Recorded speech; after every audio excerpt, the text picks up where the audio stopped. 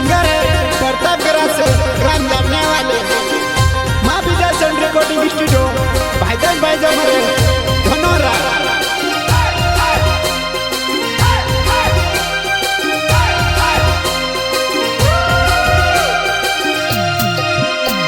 गोपवासी ने फुले वादनु बड़े खड़े खिले जा मंगरे खबर आई जा और तारे खबर आवते ने मंगरे खबर आई जा और तारे खबर आवते ने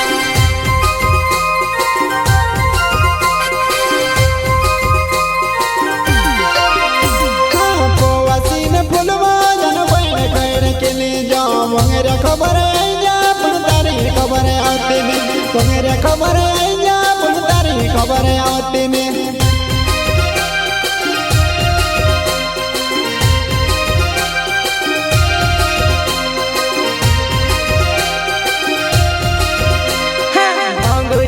एकली फिरेवा पडे वकुर देडावा जुवाना अंगुऱ्या मा एकली फिरेवा पडे वकुर देडावा जुवाना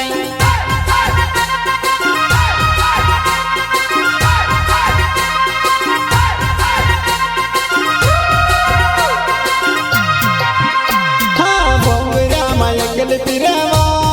पडे वकुर देडावा जुवाना बोंगुऱ्या मा एकली फिरेवा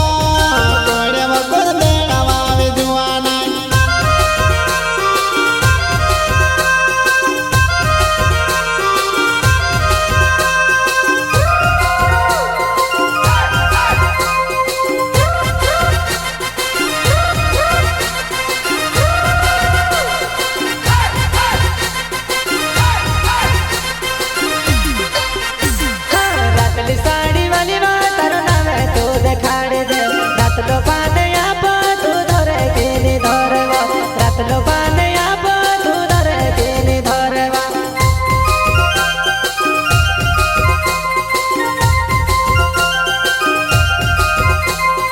रतली साड़ी वाली बात नाम तू देखाड़ी दे रात लो पाने आप तू धरे तेने धरवा रात लो पाने आप तू धरे तेने धरवा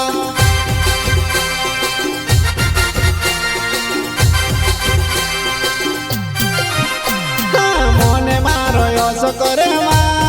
कोण्या मादारी ने चिमदी देयवा मोने मारो योसो करे मा कोण्या मादारी ने चिमदी देयवा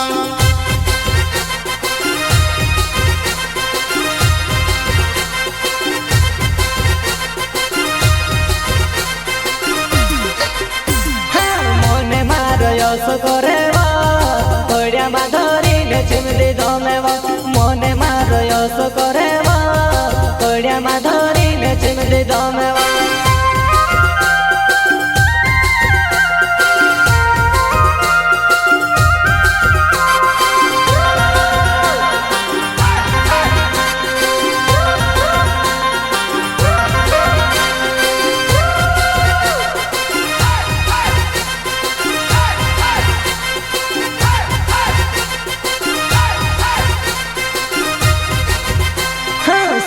से मोर गावे मारो नाव जामुनिया गावो मारो ने वावो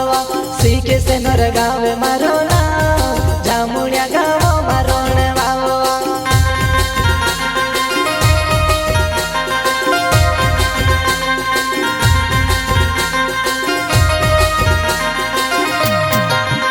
हाँ फोर तब गोरा से मारो